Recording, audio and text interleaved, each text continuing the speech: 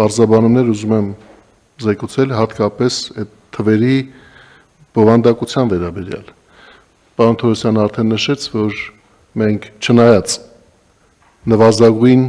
կենսաթոշակ պարենային զամբյուղի արժեք, խնդիրը վաղուց էինք լուծել, մի քանի տարի առաջ էինք լուծել, որովհետև հիշենք, որ պարենային զամբյուղի արժեքը 34,500 է, 34,500 կամ 35,000-ի սահմաններում, մինչև այսօր, մինչև այս բարձրացումը պարենային զամբյուղի չափով առնվազն ապահովելու խոստում եղել էր կառավարության ծրագրով նվազագույն կենսաթոշակ ստացողների համար, որոնցը 36,000 էր արդեն իսկ նախորդ բարձրացումները հաշվի առած, ավելացնում ենք ևս 10,000 եւ լինում է 46,000։ 46,000-ը 35,000-ից էապես է բարձր, պարոն վարչապետ, եւ եթե անգամ 2027 թվականին արժեզրկումը հաշվի առնելու լինեինք, միևնույն է, մենք շատ բարձր ենք այն հայտարարված նվազագույն պարտավորվածությունից կամ հանձնառությունից, որ եղել է կառավարության ծրագրով։ Հետևաբար եւ մտածելու եւ ճիշտ կարգավորումներ սահմանելու ժամանակ մենք առնվազն այս առումով ունենք։ Հաջորդը սպառողական զամբյուղի արժեքի չափ։ Ի վերջո մեր հանձնառությունը եւ խոստումը որն է եղել, որ միջին կենսաթոշակ ստացող մարդը կստանա այնքան, որ կարողանա վճարել սպառողական զամբյուղի կազմի մեջ մտնող ապրանքների եւ ծառայությունների դիմաց։ Ինչպես դուք արդեն ասացիք,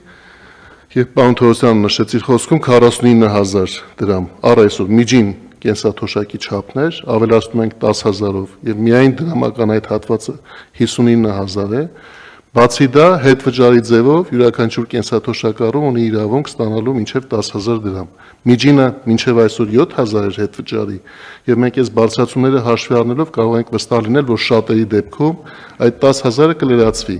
Եվ այս 59,000-ը եւ այդ 10,000-ը միասին արդեն 69,000-ին կարող են մոտենալ, որը նորից էապես բարձր է, քան սպառողական զամբյուղի արժեքը։ Բայց այստեղ մի կարևոր հանգամանք էլ կա։ Պարոն Թորոսյանի հետ այդ մասին խոսել ենք եւ ես համաձայն եմ, որ ձևակերպումների տեսանկյունից պարոն Թորոսյանի եւ աշխատանքի եւ սոցիալական հարցերի նախարարության հիմնավորումները շատ ամուր են։ Կառավարությունը հայտարարել է, որ միջին կենսաթոշակը բարձր կլինի սպառողական զամբյուղի արժեքից, անկախ նրանից, թե ինչ է մտնում այդ սպառողական զամբյուղի արժեքի մեջ։ Բայց այդ 62,000 դրամի մեջ 6,000 նախատեսված են առողջապահական ծախսերի համար։ Եվ մենք պարտադիր ապահովագրության առողջապահական ապահովագրության համակարգով այն ծախսերը, որ թոշակառուն կկատարեր իր միջին կենսաթոշակը ստանալով, զգալի չափով կատարում ենք ապահովագրության համակարգի հաշվին։ Այսինքն, եթե նույնիսկ չգնահատենք, թե 6,000-ի որ չափն է, որ այլևս չի ծախսելու կենսաթոշակառուն, դա նույնպես պետք է մտովի ավելացնել 69,000 դրամին, որ արդեն կառավարության կողմից որպես դրամական կամ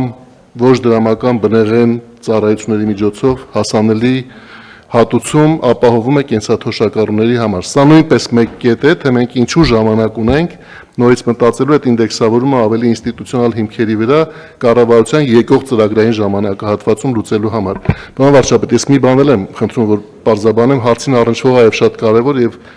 այսօր առավոտյան մամուլին ծանոթանալուց նկատեցի, որ այդ հարցը շրջանառվում է, թե իսկ արդյոք այս բարձրացումը, որ տարվա միջին մասում կատարվում է 79 միլիարդ դրամ կամ 78 միլիարդ դրամ ծախսեր է առաջացնելու, ապահովված է համապատասխան եկամուտներով։ Ընդ որում մեր լրագրողական համայնքը շատ ուշադիր են հրապարակային փաստաթղթերի նկատմամբ, որոնք կառավարությունը տեղադրում է քննարկումների վերաբերյալ, առիթ է դարձել մեր աշխատանքային քննարկումների փուլում ֆինանսների նախարարության կողմից մի դիտարկում, որ այսպիսի ավելացումը մակրոտնտեսական տեսանկյունից ռիսկ է, որ պետք է կառավարել ֆինանսական ծախսերի ավելացման տեսանկյունից, ինչը մենք քննարկած ենք եղել եւ լուծումները նախապես գտել ենք հենց ֆինանսների նախարարության եւ պետեկամուտների կոմիտեի հետ։ Այսինքն մենք նախապես իհարկե այսօրվա քննարկման հարց չի, որովհետեւ մենք այսօր խոսում ենք ոչ թե բյուջետային միջոցներ հատկացնելու վերաբերյալ, որը առանձին որոշմամբ կգա հաջորդիվ, այլ մենք խոսում ենք միայն քաղաքականությունը փոխելու վերաբերյալ։ Բայց առնվազն մեր քննարկումները ցույց են տվել, որ մենք երկու բան ենք անելու։ Առաջինը հատկացումները կատարելու ենք երամսյակային կտրվածքով լրացուցիչ հատկացումները, որ տարվա ընթացքում ֆինանսական կառավարելությունը մշտապես լինի մեր տեսադաշտում եւ խելամիտ կարգավորումների ներքո, եւ երկրորդը վստահ ենք, որ պետական եկամուտների կոմիտեի հետ նաև նախապես քննարկումների արդյունքում ձեր իսկ կողմից նշված արդեն ավելի բարձր տնտեսական աճի բազայի վրա նոր հարկային եկամուտների ակնկալիքներ ունենք, որոնք տարվա ընթացքում իրագործվելու են, իրացվելու են։ Այսինքն առնվազն այս ավելացման կեսը ապահովված է լինելու լրացուցիչ հարկային եկամուտներով, որի մասին մենք ընթացքում տարվա կխոսենք, իսկ մնացած մասը մենք եւ պահոստային ֆոնդում այդպիսի հնարավորություններ ունենք եւ ծախսերի վերաբաշխման եղանակով հնարավորություն ունենք տարվա ընթացքում կառավարելու ենք։ Ես վստահ եմ, որ նաեւ այսօր կառավարության նիստից հետո հավանաբար ձեզ այդ հարցը կտան, դրա մասին ուզում եի նախապես խոսել, որ լինի ընկալում եւ համոզմունք, որ ամեն ինչ կառավարելիության շրջանակում է։ Շնորհակալ եմ, պարոն Խաչատրյան, այո, ձեր նշած առաջին հատվածը, որը վերաբերում է սպառողական զամբյուղի մեջ առողջապահական ծախսերին, նախորդ օրերին ձեր նշած ինստիտուցիոնալ համակարգը մեզ ներկայացրեցին հենց մեր թոշակառուները, օրինակ Իջևանի հենց կենտրոնում թոշակառուներից մեկը բացատրեց, որ նախկինում ինքը 30-ից 40 հազար դրամ իր թոշակը վճարում էր դեղեր ձեռք բերելու համար, հիմա դեղերը ստանում է եւ հետեւաբար ինքը ներկայացրեց, որ իր թոշակը ավելի մեկից ոչ թե 10,000-ով է բարձրանալու, այսինքն միջև հիմա արդեն 30,000-ով բարձրացել է եւ ոչ թե 10,000-ով է բարձրանալու, այլ 40,000-ով է բարձրանալու, ու ինքը մի քիչ ավելի բան արեց, ես իր Ես այն դեպքն է, որ քաղաքացու ասած թվերը ես տենց նվազեցնում եմ, որովհետեւ բան չլինի։ Եվ երկրորդը մեր բյուջետային հարցերին անդրադառնալու համար եկեք նայենք 2025 թվականին ինչա տեղի ունեցել։ 2025 թվականին մենք բյուջեի եկամտային կանխատեսումը փոխել ենք եւ ավելացրել ենք ինչքան 30 թե 40 միլիարդով։ Եվ արդյունքում կատարման արդյունքում, այսինքն մենք խորհրդանում ընդունած բյուջեից մեր հարկային եկամուտները գերակատարել ենք ինչքան Համեցիկ։ Շնորհակալություն, պարոն վարչապետ, այո, մենք 26 թվականի բյուջեն պլանավորելուց նախատեսել ենք, որ 25 թվականին պլանավորվածից 30 միլիարդով ավելի քիչ եկամուտ ենք հավաքելու։ Եվ քանի որ